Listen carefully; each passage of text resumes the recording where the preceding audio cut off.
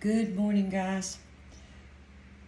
All right, we're going to try to teach a few basics here and things that will help enhance your paintings.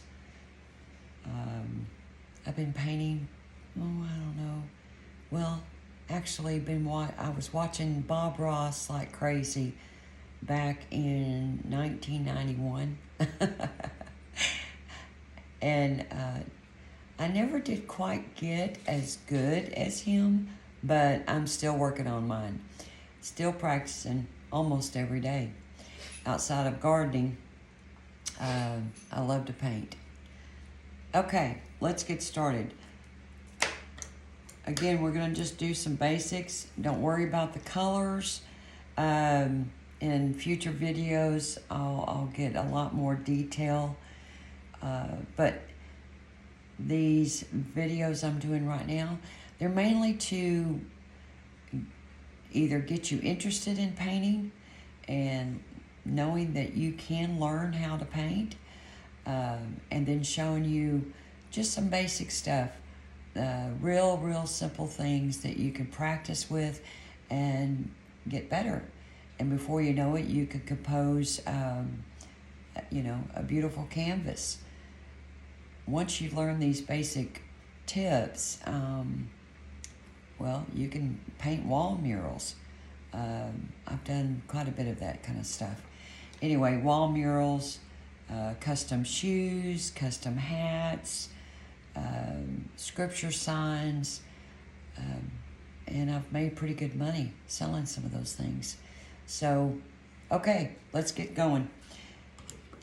The basic today is just a leaf. So I'm taking some green paint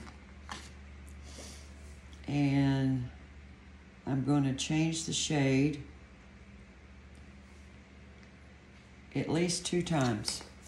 I need a dark shade of the green.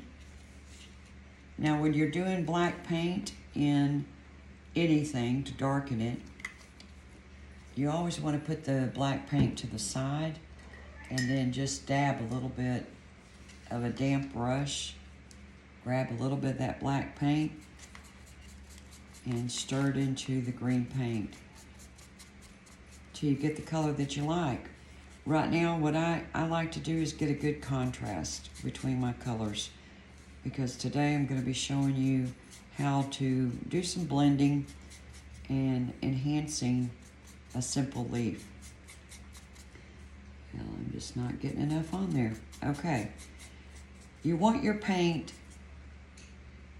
at the consistency for it to blend well. For me, you want the paint to be like a thick gravy. Okay. And all I'm using here is an old scruffy brush that I use as a stir brush. And now we're going to change the color of another one, which is add a little bit of white to the green.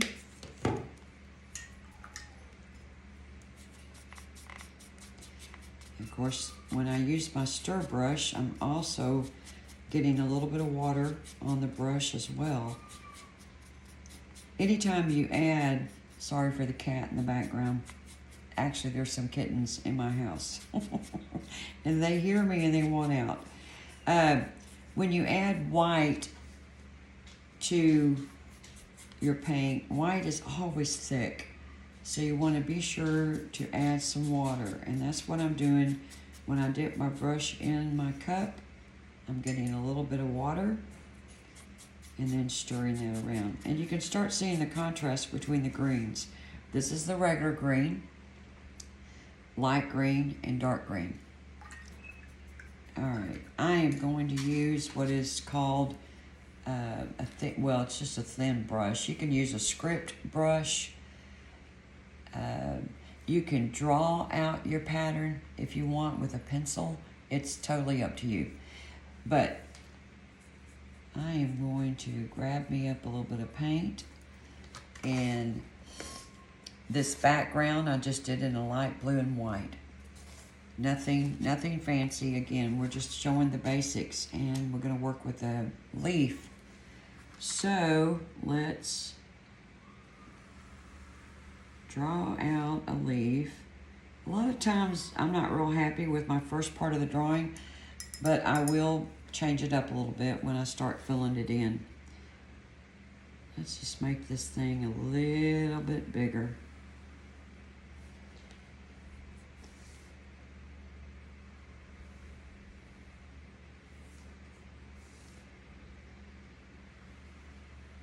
All right. I think that will do nicely. Again, that's just the liner brush. Let's see if you can see this well. It's a pretty thin brush.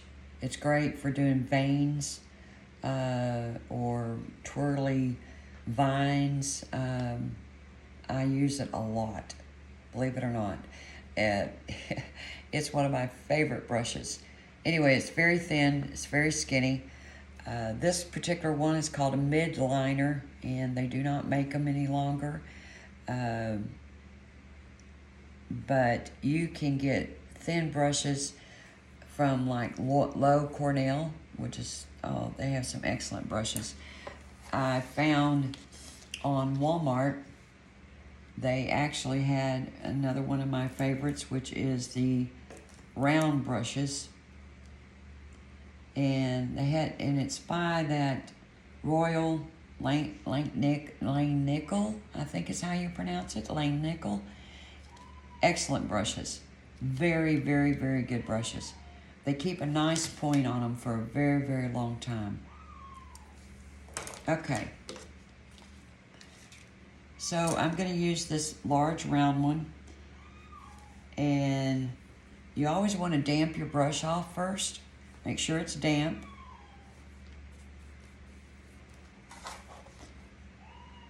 And we're just going to fill in this leaf.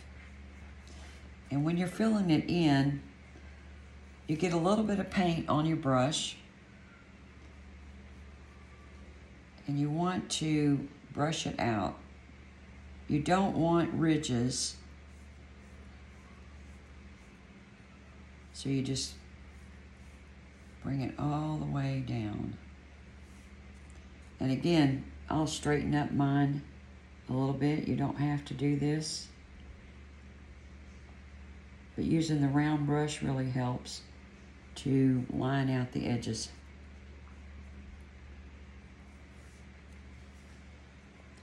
You just want to fill it in all the way.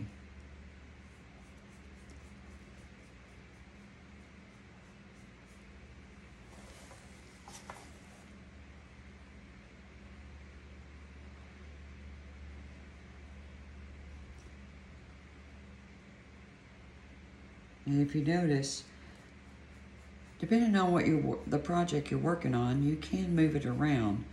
So you end up getting nice edges this way. Obviously, if you're working on a wall, you can't do that. So you got to move your body around. Large canvases, pretty much the same. I've done sofa size canvases before, and you just have to get your body at a certain angle and your hand so you can get those nice edges. Okay, notice that it's splotchy. That's the first coat. Now, if I was working on something extremely important, I would let this dry and then I'd go over it one more time. So there's no splotchy colors. But because we're going to be blending, those splotches will cover up quite a bit in the next couple of coats of paint. So we're going to let that dry for a minute.